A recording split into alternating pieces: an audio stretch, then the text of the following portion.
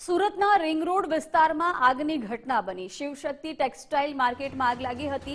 Fire વિભાગની 10 થી વધુ ગાડીઓ ઘટના સ્થળ પર પહોંચી હતી। ગ્રાઉન્ડ ફ્લોરમાં આગ લાગતા નાસભાગ મચી હતી અને આગ પર કાબુ મેળવવાના પ્રયાસો હાલમાં ચાલુ છે। ટેક્સટાઇલ માર્કેટમાં આ આગનો બનાવ બન્યો છે, જ્યાં ફાયર વિભાગની 10 થી વધુ ગાડીઓ ઘટના સ્થળ પર પહોંચી છે। વિગતો સાથે સંવાદદાતા રાકેશ જોડાઈ ગયા છે। રાકેશ, ગ્રાઉન્ડ ફ્લોરમાં આગ લાગતા નાસભાગ મચી છે, શું હાલની પરિસ્થિતિ છે?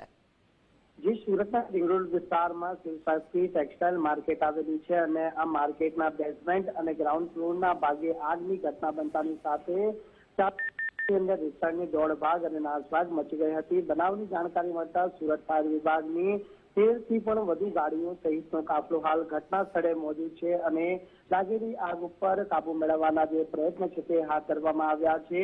સદસ્ય ઘટનામાં હાલ કોઈ જાનહાનિના અહેવાલ નથી, પરંતુ જે પ્રમાણે બેઝમેન્ટ અને જે ગ્રાઉન્ડ ફ્લોરના ભાગે આગ લાગી છે તે આગની ઘટનાની અંદર જે લાખો કરોડોની કિંમતનો જે કાપડ સહિત સાડીનો જથ્થો છે તે બળીને ખાક થઈ ગયો હોવાની જાણકારી છે તે પ્રાપ્ત થઈ રહી છે।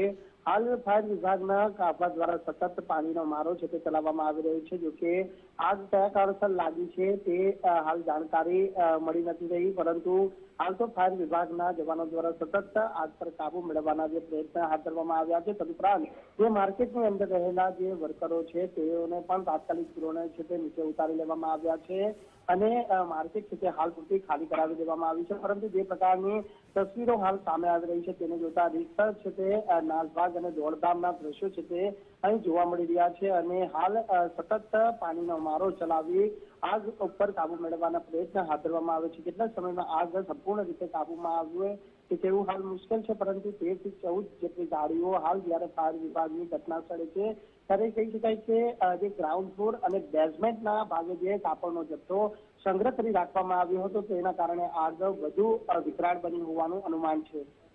જી રાકેશ, આભાર જાણકારી માટે।